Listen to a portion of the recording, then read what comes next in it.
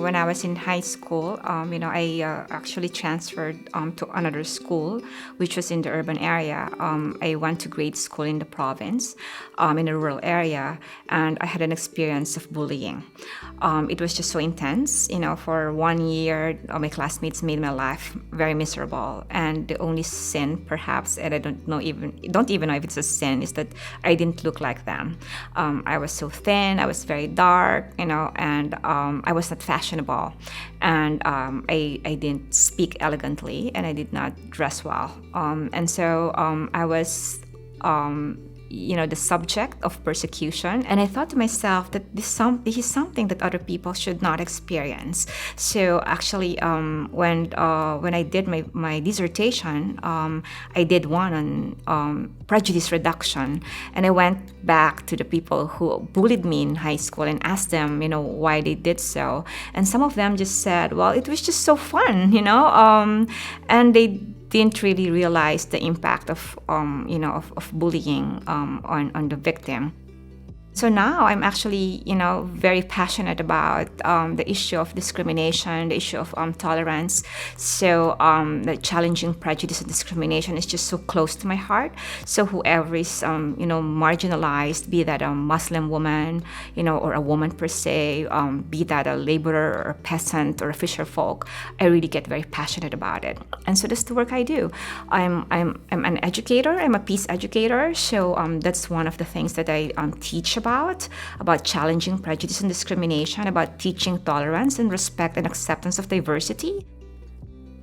Talk about discrimination and bullying in the classroom or in seminars that I conduct, because I'm a resource speaker actually for challenging bullying back home. So I go to different schools, not just the school where I teach.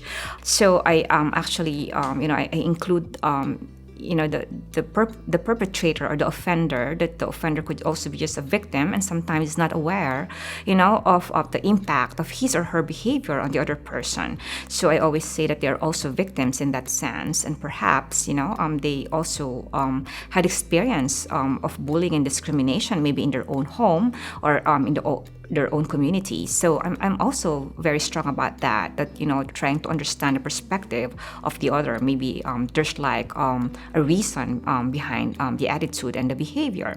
So when I go around, I actually challenge people on what strategies they can take to prevent people from getting hurt. It's a system. I don't think it's really because a person is bad or mean.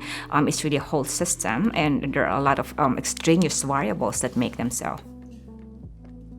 It's not actually very easy. When we were developing the National Action Plan, we encountered an academic, who's like ahead of a school, almost ahead of a school.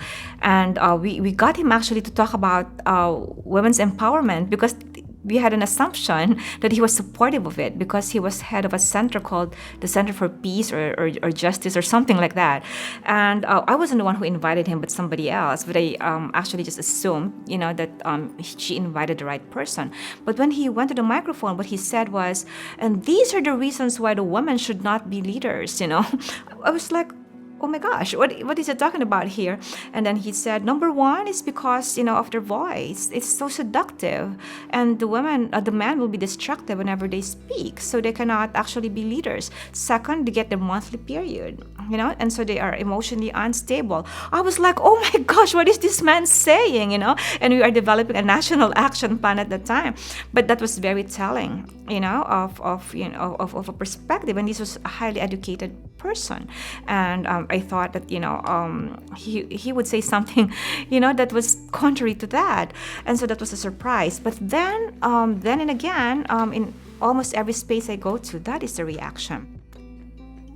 I think it's really exposure. I think it because I know of a lot of Muslim men who are also working for the same cause.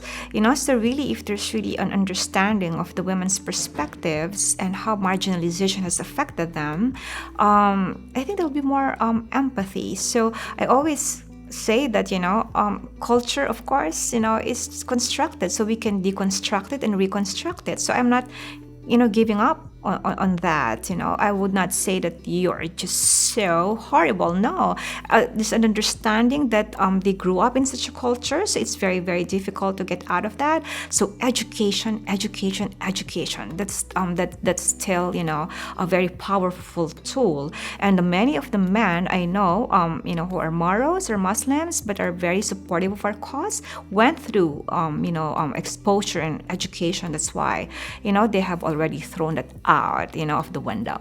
It starts in policy. If there's a policy, there's a guarantee, or not really a guarantee, but there's an assurance that there are countries, or there will be states, there will be people who will do something to implement it.